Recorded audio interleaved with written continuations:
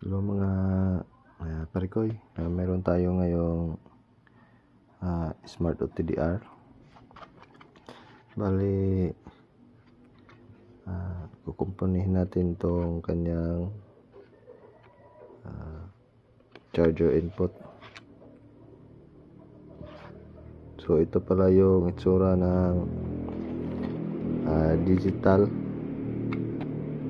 touchscreen na OTDR na to.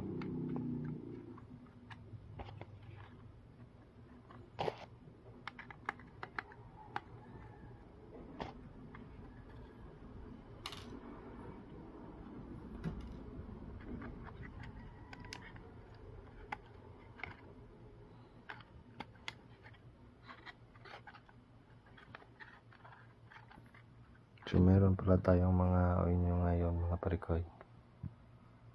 Nagre-repair tayo ngayon.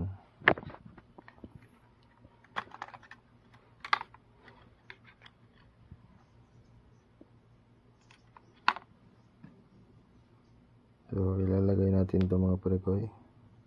Ito ang kanyang port na pang charge.